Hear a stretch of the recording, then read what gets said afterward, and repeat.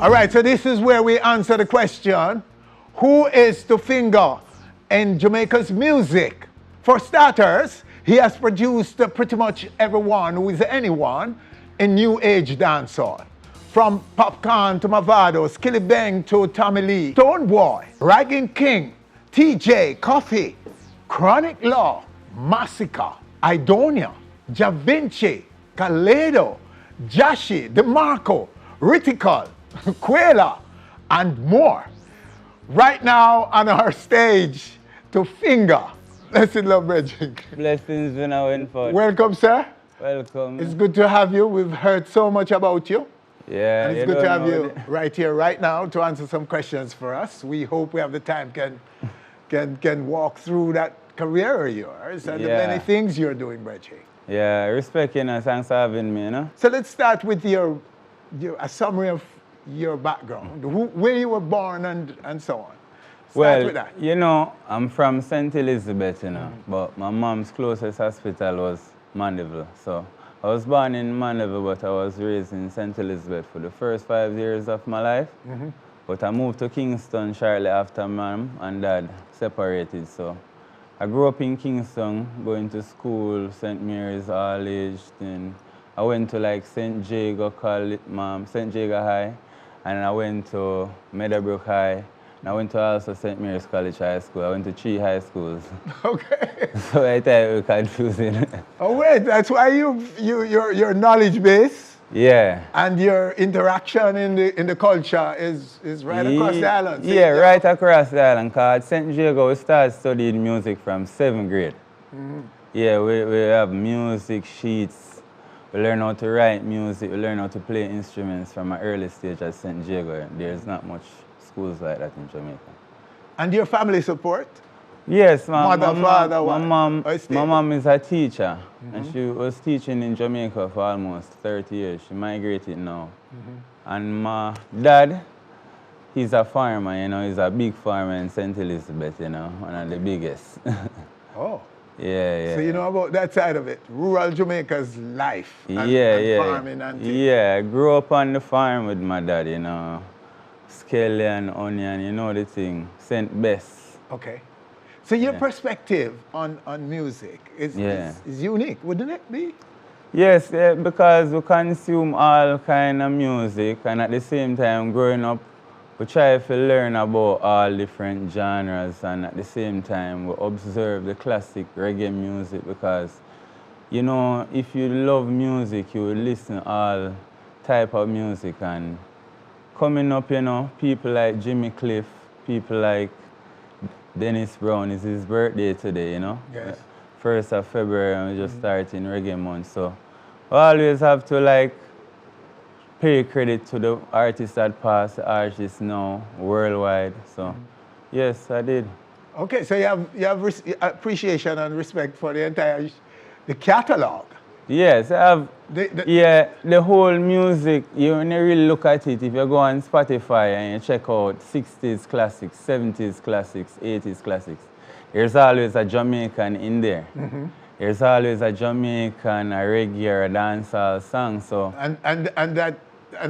it's multi-genre.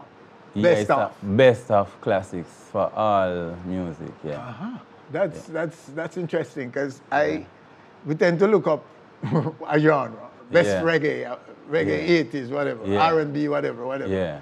But you're saying the best of music. Yeah. A Jamaican in there somewhere. Always. Any era. Any era. That's why we are maybe one of the best producers of music for this century. Yeah, because I was listening from like the 60s come all the way to now. Is there an artist bigger than Bob Marley in the world? I don't think so, you know. I think he's the most influential artist that faced the earth because of the impact that he's still making now. You see everybody want to go out and watch the movie. You see everybody who is coming up as new talents anywhere in the world. So they are inspired by Bob Marley. So I would say he is. The reach, I can't find any artist. Yeah. Any popular music artist or any music artist. Yeah. Who's impacted the world anywhere close to Bob, as big as and godlike as some as we know from up north, north of us, Yeah. they don't have the reach. Well, they always put comparisons out there, you know, but me as a musician overall, I don't really like to put comparisons and say who is bigger from who is not, because it's like I believe music is a collective force that all of us are working together. So I think we all play a part, but you can't deny Bob Marley's impact, you know? Yes. And it's not so much even just the music. We're talking about the impact. And to what he has done, what his music, you know, has done for humankind of all races and class and ethnicity on the planet. No, this is a guy who was incomparable. Yes, because he's singing to make people better. To move people to a better place. It is always. It is always, you know, and the message is love. Yes. And from you sending a message of love in the music, that's what the music needs. Okay. Well, it's good to hear a young producer like you attack them things there. Because your youngsters, them an impressive elite. Yeah. The elites of new age dancehall that you're producing. Yeah. But you have a lot of new artists that preach love. Love. Like, for example, Joshy. Yes. He always sing about positive stuff. That's why he's one of my favorite new talents. Oh, good. Yeah, he doesn't sing about negative stuff. Majority of the time, you hear him singing about prosperity. You hear him singing about working hard, you know? So that's what we would like to hear. It's there. Motivational music. Yes, we're asking these kids to light that fire. Yeah. And to understand that why we, a little island, is able to impact the world with music is because we didn't go with the hate and nothing else. It was love, one love for all mankind. Yeah, love is always there, because even on my new projects that I released World Sonic album late last year. Yes. And the album is mainly about upliftment. Shano has a song on it called Ups and Downs. Yes. Where he's talking about his child and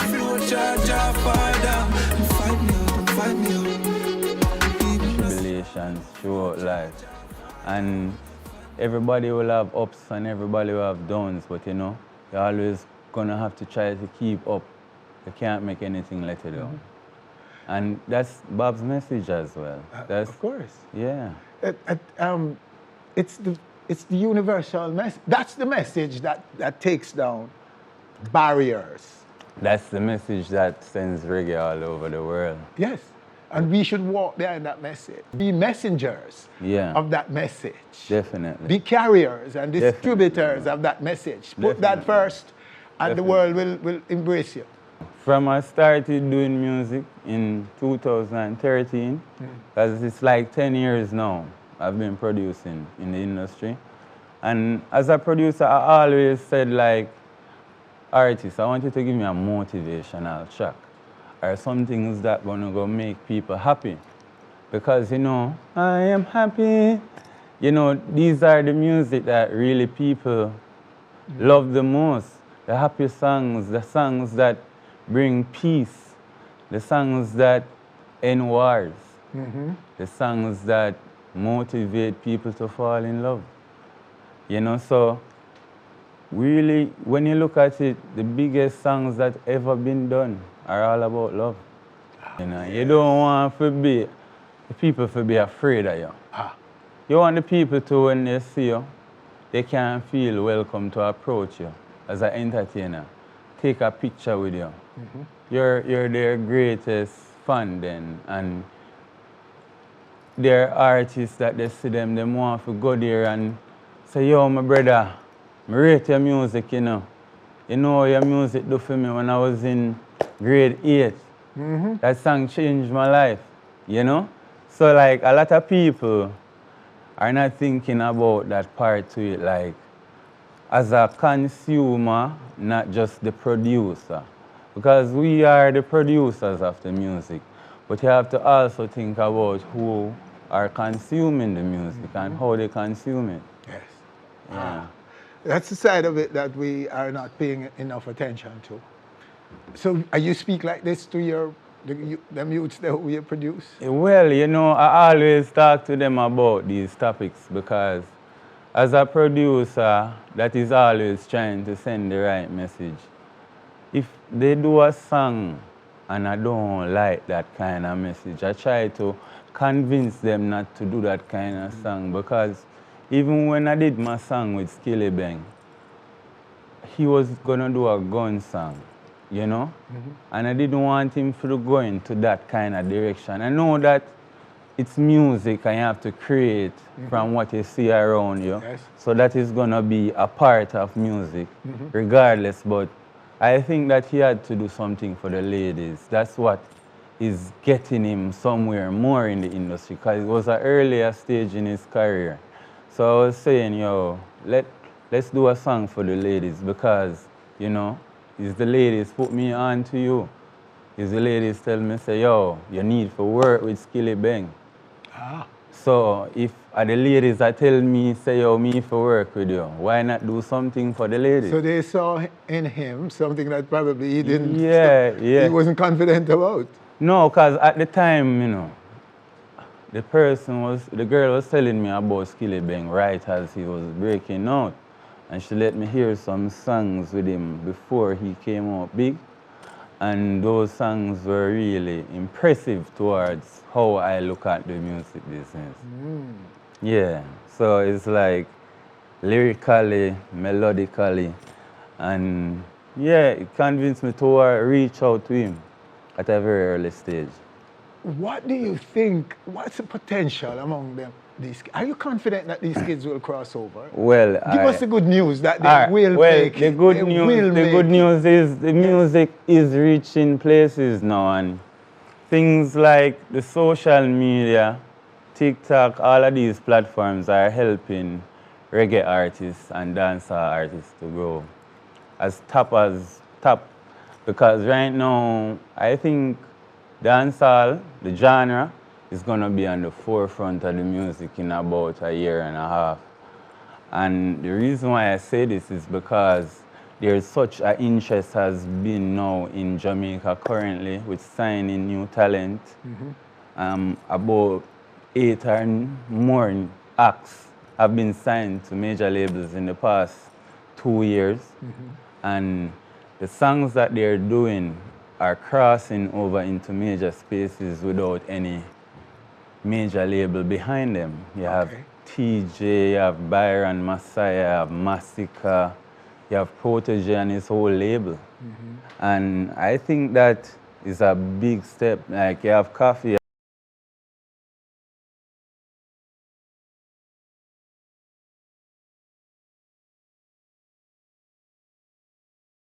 Label right now. And I think that is gonna keep going on because dancehall has the eyes of everybody on it right now. So they can't, some of these labels can no longer ignore Jamaica? They can, because artists like Popcaan that I work with on the Fixed Tape album, most of the songs were mixed and mastered at my studio. And I can tell you that Drake's involvement in his career is not a small one. It's a big thing. The whole OVO label is behind Popcaan and is going far places with that reach.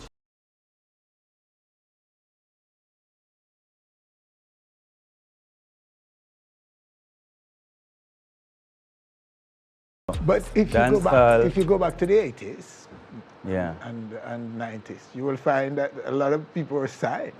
Yeah. Cobra them on the Shabba ranks. Well, I think this is the resurgence. Yes, so it's the resurgence of that. Yeah, this is the resurgence. It's definitely the resurgence. Don't you see what's going on, man? With TJ no, we and sing. Massacre. We're excited about Alright. Massacre album that he released, you know, yeah, might have been the greatest dancehall album of all time, you know. This current album, Generation of Kings.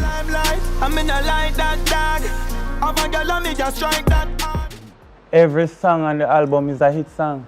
And it just come out and everything hit one time. Yes. Millions of streams, millions of views. They're playing in the party at the week of the release. So it's a big thing that's going on, you know. So Shensia, yes. So when you look at the infrastructure, the support system around these artists, how different are they from the past? the support system is not as good in terms of the structure and the organization. Yes. The paperwork, the production contracts, the split sheets, the creative plan towards doing a production, these things are not thought out enough from the new production camps putting out the artists, because a lot of the production camps putting out the artists these days are inexperienced as the artists. Yes. So they don't know much about the publishing side to the music. Yes. Like me now, we work with JAMS, Jamaica Music Society. So we try to share more knowledge on this side to the music. I work with the compliance department there. Now, you know, we try to make artists know that you need to register your rights so you can gain back your publishing. Some of them don't know the full side to the business. And they've always been scared of it. A lot of of ways you collect from music. They were never trusting the agents, the collection agencies, because they're not clear on how the money is distributed, how their intellectual property is being paid for. Yeah. Or how they collect. How do you know how much of my music is played in public places, in restaurants, in parties, and so on? Well, to be honest, yes, let's segue into that. Because you are well placed now to tell us what we don't know. Yeah. Well, to be honest, a lot of the artists just think it's streaming, like the streaming platforms. Is where the money is? Yeah, they think that's where the money is. But the long term of it is the publishing, where you gain from your performance, publishing, the publishing from the radio station, the publishing from the parties that play music. Because at Jams now, we start collecting playlists from parties, all of these stuff. So, you know, a lot of artists don't know that their music can gain income from these sources. Yes. So the education of that part of the music is not as out there. So as one of the more senior producers in this generation, I normally try to educate other producers around me.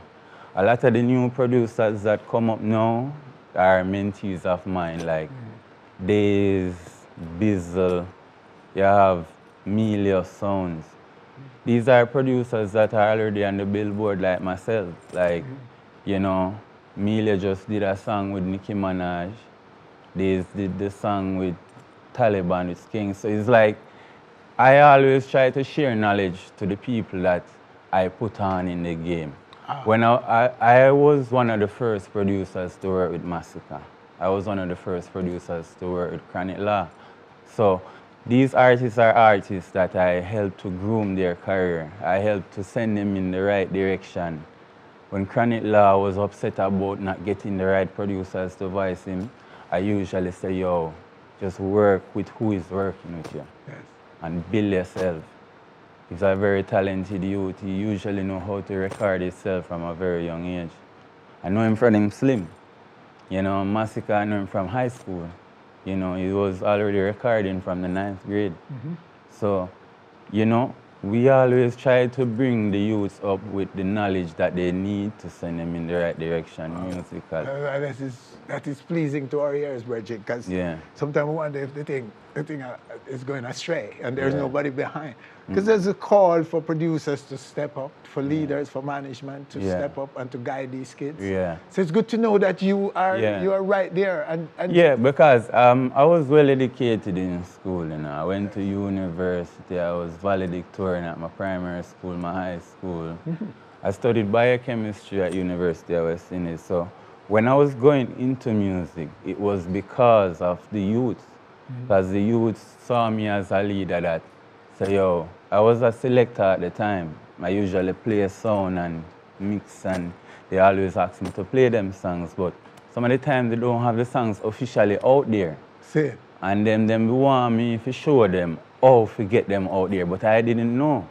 So I had to educate myself on how to properly do music before I got into the music. So what was your passion Yeah. before music? What were you thinking of Well, music when you were doing biochemistry and these things? My passion growing up was always in the sciences because Yeah. I always loved animals. When I was a child, I wanted to be a zoologist. Yeah. And when I got into my teens, I wanted to be a nutritionist. Yeah. But I was saying, yo, that is a lot of schooling. And I said, yo, I love biochemistry. That topic is in like chemistry, bio, food and nutrition. It was my favorite subject. So I said, let's go with that for my major. That's the only reason I did it as a major. But while I was at school, Yes. I was always in entertainment. Growing up, I usually loved watching the Grammy Awards. I don't know why. Yeah. Like as a child, you know. When like I started to go school now, I started to become a dancer. Elephant Man was the first person to bring me to a studio when I was in Makaki, and he said, yo, yeah, I'm a dancer now, you know. So you have to go just build some dance to them new dance, yeah? Because you see them new dance that I go on, you are going to be the man who are going to push them out. Okay. And then we just say, yo, we're going to write a song for Elephant Man with our dance. And so from that stage, going to the studio, going to the parties, because we all wanted to be like Ding Dong, you know, man. When I was a child, you know, we like want to have our dance group, and when we hear Badman forward, Badman pull up, we name the dance group All Out Dancers, because you know, Yes. that song, like, it was one of the biggest songs growing up. And, you know, eventually I started to keep events while I was my own events. So started to learn how to DJ. My friends were also a part of it. So Deadline Records, the label, it came from Deadline Sound, the sound system. So Deadline Records is just a growth from what I was doing before. I usually promote events. So I did everything in music. Yes, right. So, I play music too. I can play drums. I play live drums, you know. I usually go to JCDC and play Kumina when I was in primary school. at what point did you erase the science in you from your When I realized that I was in the lab so long, labs take forever. Yeah. You're doing a titration, or maybe you're going into the lab to look at something underneath the microscope and figuring out what it is.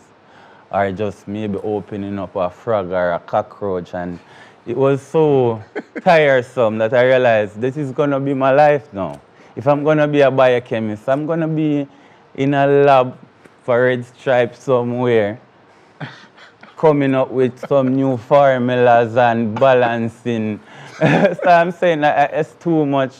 I can't be in the lab that much. I love the theoretical part, Yes. but I don't love the action of actually doing it every day.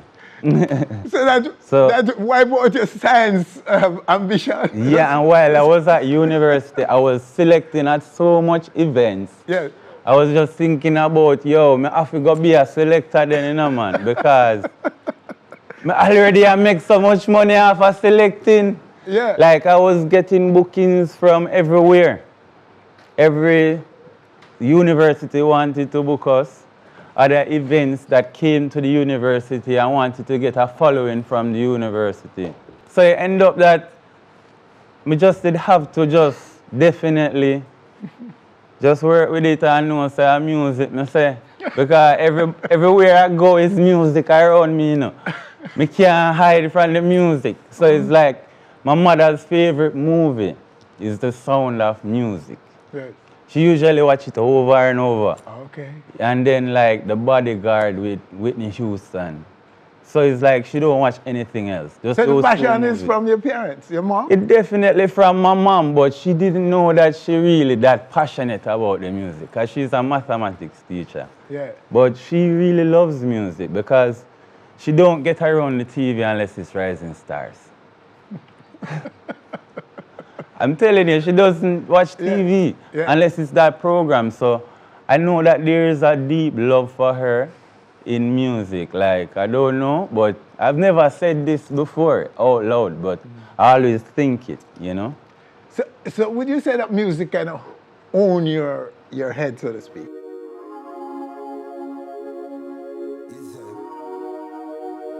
Yeah, because yo, I will cry listening to a song. If it touches me, I'll cry listening to it. Say no more. We're just testing your passion. I know, connected. Yeah. So it was the music that pulled you away from anything else you were thinking about. Everything as does so many of us. Yeah. Even the crime or influences and being a bad boy at school. But music was always the thing that pulled me all of that. Bridget, that passion that you have and the experience you have and the education you have, you must be a credible figure in the movement of the music to where it belongs. Yeah. When I pressure you, we just accept you say right now. That's why I know that you are a great host and a great interviewer, because a lot of people wouldn't find me and you found me because I always keep hidden behind the scenes of music, because a lot of people can tell you that they know me for years doing the music business. Jams offered me this job to do what ideas I had for Jamaican music for years. I've been recommending for us to make more enforcement with the copyright laws to stores, to people who play music at their establishment. You have bars, clubs, they have to get licenses, parties, and now, you know, we have to have an accurate system of knowing which song I play in a party. All right. So how do you do that? We let the DJs submit playlists. And if they don't, are they really? They are really, because I am the head of the compliance, so I always go to a lot of the events. I pick randomly which event. I try to target the bigger events because, you know, that's where a lot of people are gonna be, and that's where a lot of different songs are gonna play. It might be have a later permit as well, so we can get a more idea of what is playing. So is that a legal requirement of the DJs? It's also a compliance. They have to comply with that rule? You have to comply to it. It's a part of the permit. So when a promoter gets a permit for any event in Jamaica, and you know, to get a permit for an event, you have to come to jams. So you definitely have to comply to the regulations of the permit. And one of the regulations is submitting your playlist. So it's not the promoter, it's actually the DJs who are playing at the event. Yes. Who are responsible for submission of but the promoters has to make them aware of this.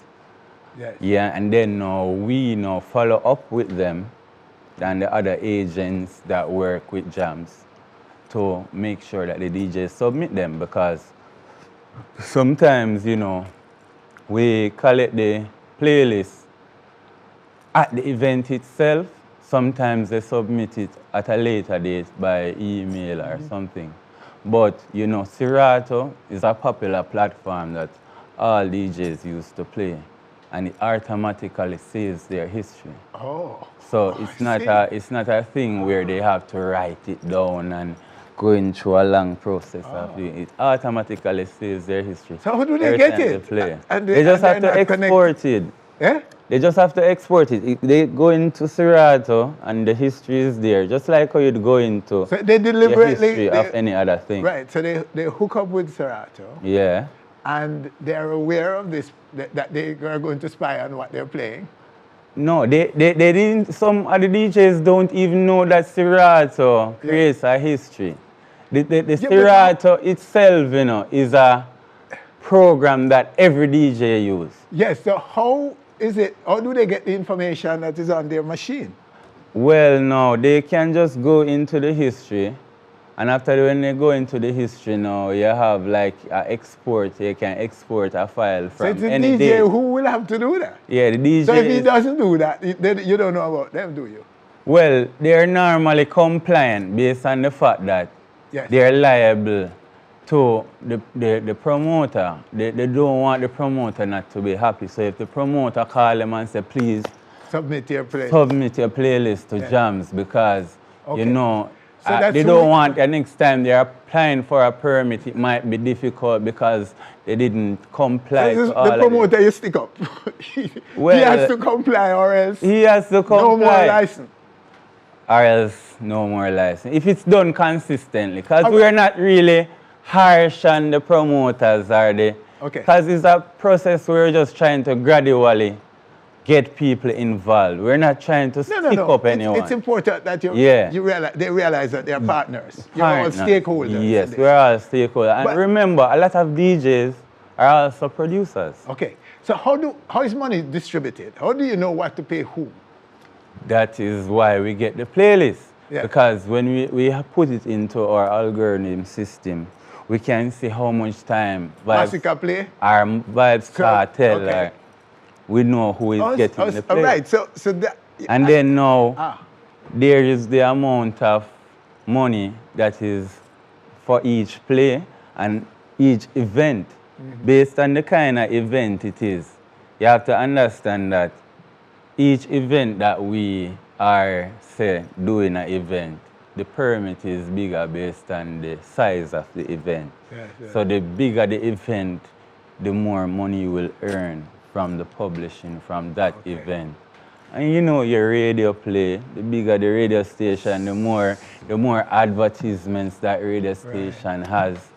Just like even a television station or anything that pays publishing. So it is advisable that artists and DJs, selectors and promoters come from out of the shadow. In terms of their income, their earning, their appearances, their bookings in terms of music. In Jamaica we're talking now. Now in overseas them have strict rules, but in Jamaica people used to wonder, how come I don't get a check, or how do I get anything from this collection? I have never, and so on. So are those things changing?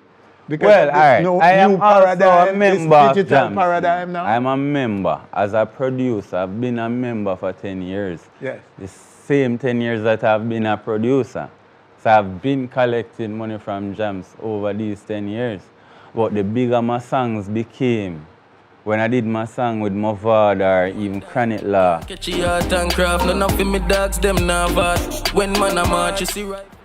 I earned more from those songs. Those songs were very successful. The song that I did with Javelani is very successful. So I gained a lot of more money from those songs than others. And if it's played a lot on Jamaican radio or Caribbean worldwide, it depends where you collect from. And what is the state of that? How is that in North America, for example, in mainstream countries? Well, they are more stringent and strict with it. That's why I wanted to introduce it to Jamaica more. Because what happens in America, everything that is played is already checked for, is already written down, it's already organized. And a DJ has a playlist that he has to look from to play, and then his playlist is always submitted anywhere. If it's an event, if it's a festival, if it's radio, if it's satellite radio, it's always logged because it's the law, and they are more strict with the law of copyright in America. A reciprocity, that meaning that we collect for them, right? For the foreigners whose music and they collect for us too. And vice versa. Yeah, like you have IFPI and BMI, ASCAP, and these international organizations. These are all linked bodies. Just like jams, it's all a linked body. So when we collect information, we share it with them, and they share their information with us. So all of their collections are also pooled in different parts of publishing. So you have the mechanical and the physical. So you have publishing you're getting from BMI checks. You have publishing you're getting from Jams checks. You have publishing you're getting from Sound Exchange, transfer. And then you have the streaming we are getting from Spotify, iTunes, Apple, all of these other platforms. Do we have situations where Yeah. they hold funds, Jamaican funds, because of non-compliance by Jamaica? In other words, Jamaica is not paying over money that they know Jamaica, you guys should be collecting on their behalf. Have they ever hold funds for Jamaica offshore? Nobody has ever asked me that question. I've never been even aware of it. So it's like I can't even comment on it because I don't think that's a situation that would happen because what really is going on, you know, it would have been a thing where I don't think the stations would be able to keep operating and the entities that are doing this would be able to keep operating. Because they stick up the government of Jamaica. Yeah. Because the government has a responsibility to collect, to make sure that your agency is not only collecting but also collecting remitting the funds to these countries whose nationals... Kenny Rogers played enough for Jamaica, all of these, money Michael Jackson. Yeah, because what I heard is that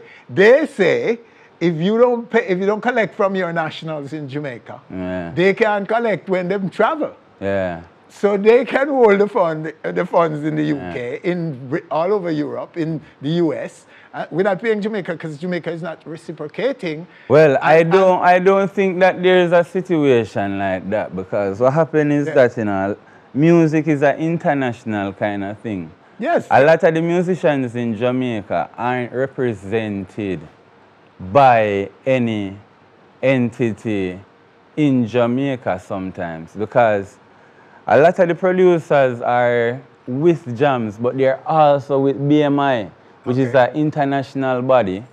You're taxed as an international person. You're exempted from American taxes. I just received a BMI check a month ago. A tax treaty between Jamaica and the US. Yes. All right. So, and then you're getting your sound exchange directly as well. You're also getting your checks from the streaming companies directly as well. So what you're gonna get is you're gonna get your money. Like, so you guys as a producer. So Jams is connected to these agencies overseas. Yes. You're like the same. Jams, you're in the same. Jams is a subsidiary of IFPI. Oh, okay. So when you really look on it, IFPI and these organizations go and set up places like Jams all over the world. So Jams is not just created by Jamaicans, it's a whole body. Everything in music is one. So it's not like we're at each other odds, we're all working together. Yes. Yeah, so. Wow. Yeah. This is very enlightening, very interesting chat, Reggie. Yeah. Because I've never had anyone who can answer these questions for me, really. Yeah, because remember when we studied the business of the music. Properly, Reggie. Properly, and that is why a lot of musicians now are having this knowledge. Because I've mentored over maybe 30 or 40 musicians. Okay. Like people who produce, people who sing, people who just compose. That's right. You know, so I always share my knowledge, you know. I hope they don't use the knowledge for the wrong thing. But you have to understand, say, we have to make them know what are the right things to do. I have a track coming out with Skipper. He's a new talent. I think he's a very big contender for 2024. So the people can go and check out Skipper's music. Skipper is an artist from the North Coast. And in music is building up a big buzz. So I decided to do my first project with him this year. And I don't want to release the title, but it's going to be very, very, very nice. It's going to remind you of a lot of the music that, you know, I've done in the past. And I think that people just should check him out, you know. because he's a very talented musician. I'm doing something with Roger Weil on the project too. So, and yeah, my album is gonna be titled Yes. Saint Best. I'm almost sorry, sir. Saint Best. I'm sorry that I'm almost closing without that. Yeah, the album that I have coming out is called Saint Best. Saint Best, yes. Yes, I titled it that way because that's my home parish. And I'm gonna work with Laden from St. Elizabeth, Slingers from St. Elizabeth, and other St. Elizabeth artists. Oh, nice. Yeah, and I also releasing an album called Latino Sonic. It's gonna be all Latino artists, Spanish artists. Yeah, I'm going on a tour in that region soon as well. And people can look out for a Jamaican Latino star called Eshkoninko that you did an interview with. Yes, I did. On it, and you know, it's big. So. And you're also over on Afrobeat. Yeah, with Stonebwoy. So you're connecting all the Jamaican strains. Yeah. The dancehall, reggae strains around the world. It's great to collaborate the genres, you know. That's the only way we can even bring the genre further, you know. Okay. Because, you know, people always love Jamaican music anyway, so why not just collaborate with the people who love it so much, you know? Might as well. It will make music better, you know. It's a global force, you know. We all contribute to the creative space, so why just compete against each other when we can work together? Tu Finga, it's good to know you're out there, sir. Yeah. And you're well placed. Yeah. Yes, I. Yeah. We need people like you, more of you. Yeah. You know what I mean? Because you totally understand and get it. Yeah. And I hope you're able to communicate it. I hope your message and your knowledge is being received by those who need it. Well, thankful to you, Mr. They watch here, so yeah. Come on, you have been doing this for years. So we hope they're watching and listening to you. You're one of the platforms that help to push the culture all over the globe, you know. Yes, sir. People watch your interviews all over the world. People always talk about how you spread the culture all over the world. Is a platform where, you know, you almost have 1 million subscribers now, you know. So we're not quite at 1 million, but we're growing, and we're everywhere our music walks. Yeah. You know what I mean? On the planet. And if you know anything about reggae, anyone who's watching now and know anything about reggae, they'll know that it's everywhere on the planet. It's everywhere. And we just discussed that our king, Bob Marley, is the biggest music artist. He has the biggest. Actually, I even auditioned for the movie too, because, you know. You did? Yeah, I did for play Peter Tosh. Oh gosh, man. Yeah, man, you know, Bob special, man. Bob one of the greatest, man, you know. Okay. Yeah, I submitted even tracks for the soundtrack. But right now I have a next Netflix series that I have a track in. So we can't talk too much about it. All right, boss. Well, we won't be surprised if you achieve them big things, Reggie. Yeah. Right up to the Grammy Awards and those. Yeah. I think you are. Win. Yes, sir. We support you, boss. We're glad to know you're out there. Yeah. And there should be more of you because that's what we want. Yeah. Your global perspective, your understanding of the business. Yeah. And how, and you actually have the ears and producing.